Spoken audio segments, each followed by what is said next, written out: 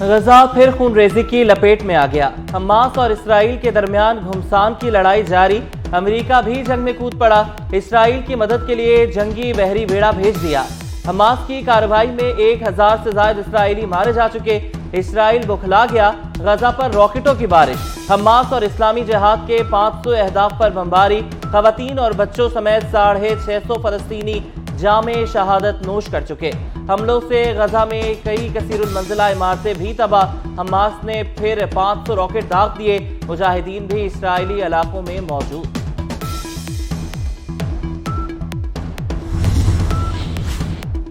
Hamas سے خوفزدہ اسرائیل نے نہتے فلسطینیوں پر زندگی تنگ کر دی۔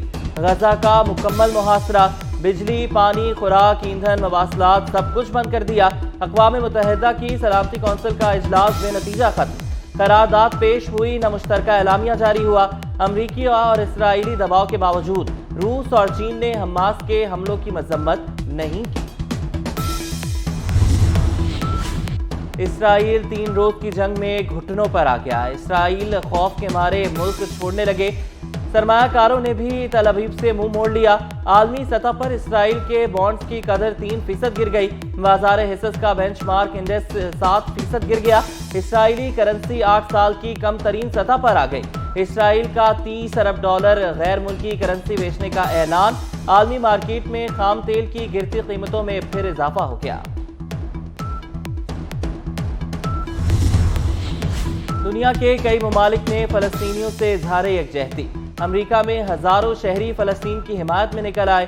جرمنی، اٹلی، یمن، کویت میں بھی ریلیاں نکالی گئیں۔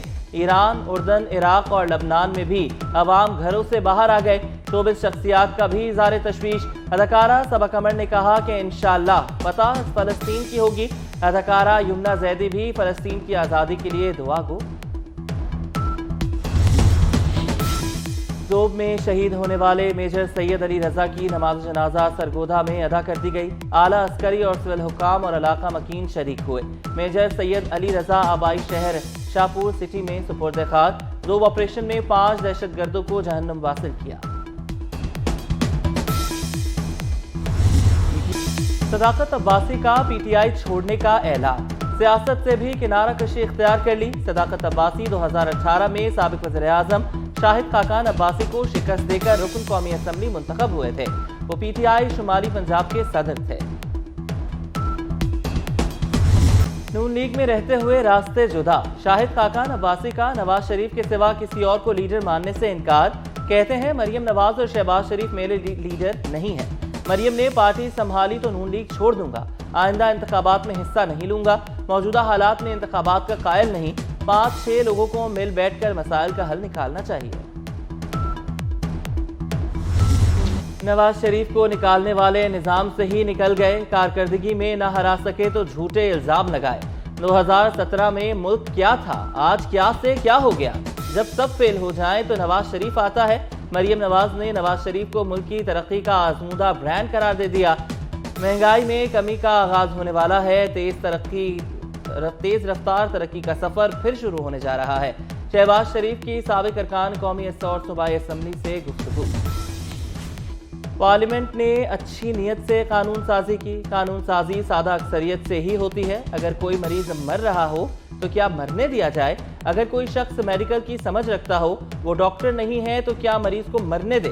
چیف جسٹس قاضی فائز عیسیٰ کے سپریم کورٹ اصلاحات کیس کی سماعت میں ریمارکس۔ ایک شخص آ کر پارلیمنٹ کو ربر اسٹیمپ بنا دیتا ہے۔ پارلیمنٹ کچھ اچھا کرنا چاہتی ہے تو اس کو کچلنا کیوں چاہتے ہیں؟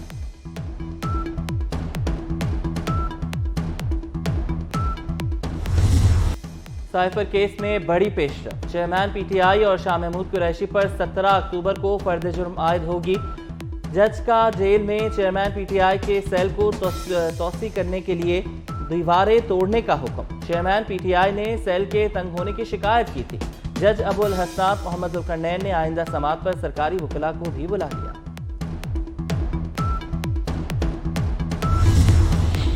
سروسز اسپتال لاہور کی اپ گریڈیشن کا ماسٹر پلان۔ 4 ارب روپے لاگت آئے گی۔ 3 شفٹوں میں کام۔ منصوبہ 90 روز میں مکمل ہوگا۔ گراؤنڈ فلور پر آئی سی یو بنے گا۔ ایمرجنسی بلاک میں نئی لفٹ لگے گی۔ سیم زدہ چھتوں کو مرمت کیا جائے گا۔ وزیر اعلیٰ محسن نقوی کو دورے کے دوران بریفنگ۔ सिम्स लैब में सहूलतों का फुकदान, मरीजों और स्टाफ के वॉशरूम्स पर ताले, मोहसिन नकवी सूरत-ए-हाल पर बरहम हो गए।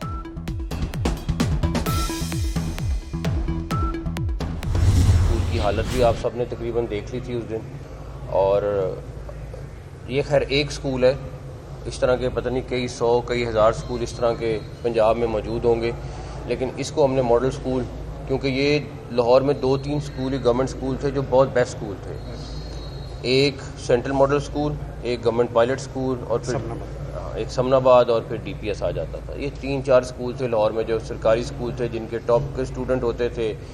जब नई तवज्जो दी गई तो यहाँ का मेयार थोड़ा गिर गया है कि इसको मॉडल स्कूल बनाना है। पंजाब में सरकारी स्कूलों में निज़ाम की तब्दीली का फैसला, असातिज़ा के औकात कार में इलेक्शन ड्यूटी पर पाबंदी, निज़ाम की बेहतरी के लिए स्कूल NGOs को दिए जाएंगे। मोहसिन नकवी का ऐलान, कहते हैं स्कूलों की निजकारी नहीं होगी, यही असातिज़ा पढ़ाएंगे। वज़ीर आला का पायलट स्कूल का दौरा, मॉडल बनाने का ऐलान।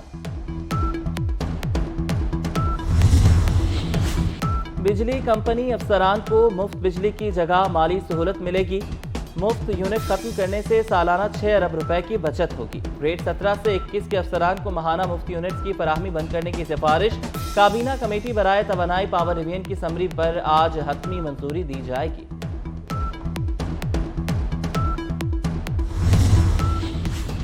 गैर कानूनी मुकीम गैर मुल्की अफराद के इनखला में 21 दिन बाकी रह गए। FIA ने वफाकी पुलिस से गैर कानूनी मुकीम गैर मुल्कियों के खिलाफ ऑपरेशन की तफसीलात तलब करनी। इस्लामाबाद पुलिस की जानिब से 1500 अफगानियों की शनाख्त का अमल मुकम्मल हो चुका। दस्तावेजात नामुकम्मल होने पर 550 अफराद को जेल भेज दिया गया। भारत में क्रिकेट का आलमी मेला, शाहीन लिंकन टाइगर को हराने के लिए तैयार। पाकिस्तान आज श्रीलंका के खिलाफ मैदान में उतरेगा। कप्तान बाबर आजम जीत के लिए पुरअज़्म। पाकिस्तान ने पहले मैच में नीदरलैंड्स को शिकस्त दी थी।